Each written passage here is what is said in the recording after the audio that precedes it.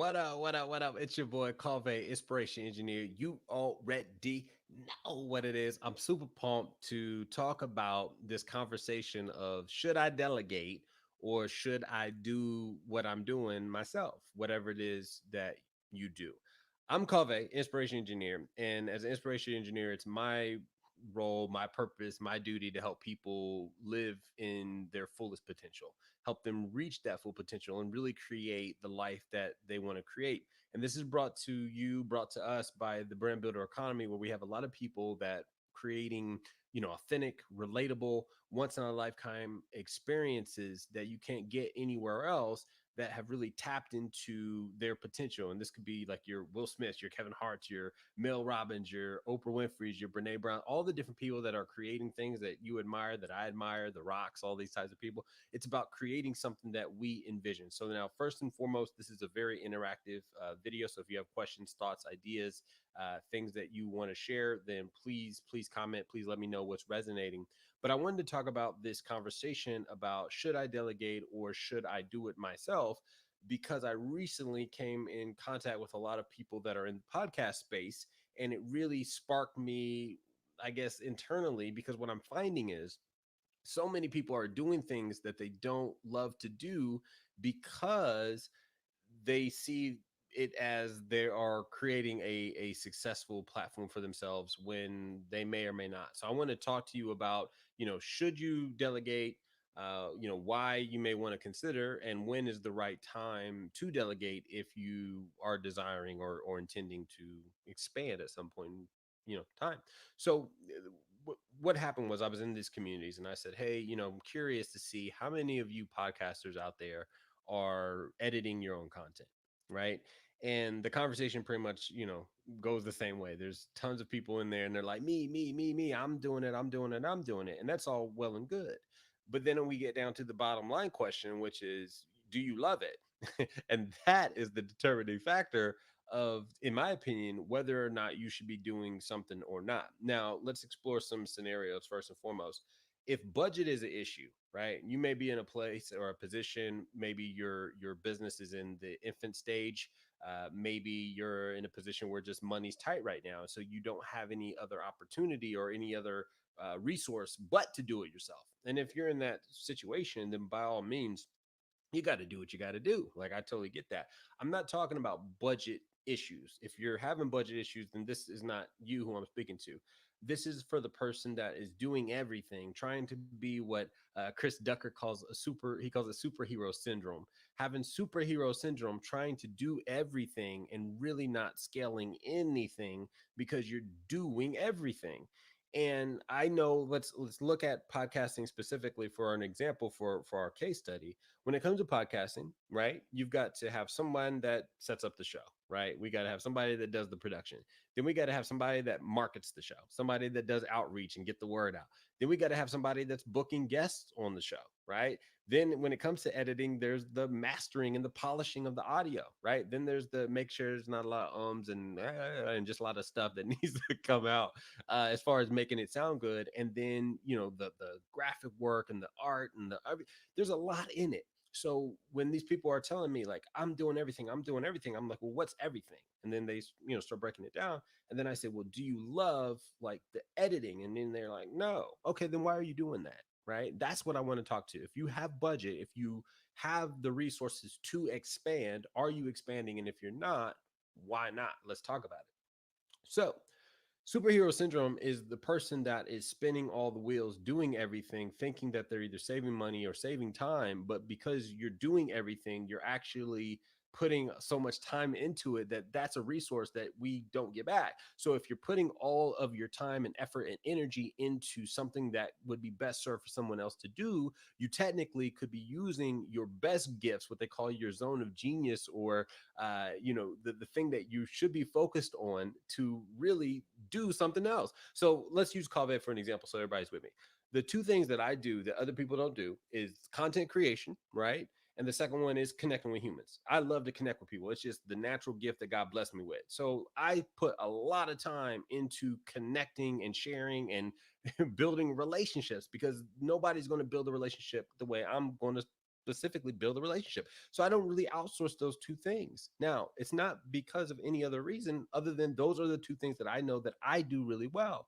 So everything else I'm able to put on to someone else or have somebody else come on to the team to do that. And that might be the graphic work, because graphics is not my specialty. I mean, I can do some graphics, but again, I'm going to waste time trying to. Zach Pizarro, he says fire. That's what I'm talking about. I'm not. I mean, yeah, it's like, can you do other things? Sure. Are you best served to be doing other things? And that's the question that you got to ask for yourself. Is it where you're maximizing your resources, maximizing your time, maximizing your energy? And so for a lot of these people, they're spending, and I'm going back to my podcasters, and I'm just using you guys for an example. I love you. Trust when I say these things.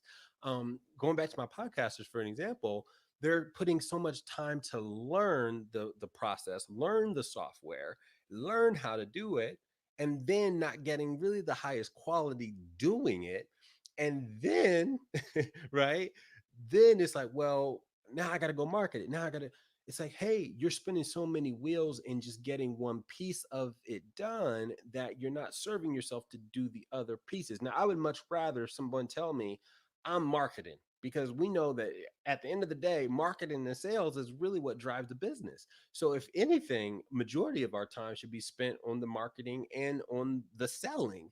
But if you're doing everything else, then you're not maximizing your time to really hit on marketing and really hit on sales. Does that make sense? Are you guys with me? Give me a thumbs up, or you let me know if you all rocking with me on that, because that's what really the majority of our time should be spent as business owners, being, as they say, on the business and not in the business. We should be really focused on executing to grow our audience, expand our outreach, and expand those that we touch and that we serve, versus being in the weeds and doing all the little things that help make that product move. Does that make sense? Are you guys with me? Zach says thumbs up. He's with that. So that's what I want to deliver home. So then the question then becomes, okay, well, if we agree that I should be delegating, then when do I delegate? Right. And I think that the question when is there's some variables that we need to explore. So number one, do you have the budget? Do you not? And you say, well, yeah, I have the budget. Okay, cool. So if you have the budget, then what I would say is, where can you get the most efficiency and the most results, and then save a little bit on the time and or on the money. So if I'm looking at going back to podcasting, and I'm going to use podcasting for a lot of this, right? Editing a episode, right, takes about an hour. I mean, I'm a professional audio engineer, and so if it's taking somebody longer than an hour, unless you're doing some really funky, like you're cutting different clips and you're bringing in a lot of different things, which some people are doing, sound effects and all these different things. The traditional show, or like a guest interview, and we're just going to talk. If you've got if you got it set up, whatever you're using, in like template format with different vocal clips and audio clips and everything with the effects already on the what they call the track. If you have all that already set up, then you basically should be saving time, which your audio engineer or your video person should already have these types of things set up to help scale time, right? So they're using all that expertise. Like for me, example, I've been in doing audio engineering for 15 years. So, and because I come from music, so when it comes to doing audio work, there's not a ton of work that I need to do. Cut here, clip there, put this effect on, rock and roll. So anybody that you've got on your team that is an expert at what they do, they're not spending that time to try to figure it out, learn how to do this, learn how to do that. They already know how to do the different things. So that's a time saver right away. So it makes sense to invest in that person, because they're going to save you all that time, right? So if you can find the right person, if you can get somebody on your team that has expertise in that area that you're trying to learn, then again, you'll be able to give yourself more time to do things, to me, that are more higher priority, which is the marketing and the selling, right? So the first question you should ask is, what is my end goal? I want you to write that down. What is my end goal? And going back to podcasting for an example, because that's going to be my main case study here that we're going to talk about. The first question I ask these guys, I say, hey, is your podcast for profit or nonprofit? We need to get clear. Is this a hobby or am I using this to make money?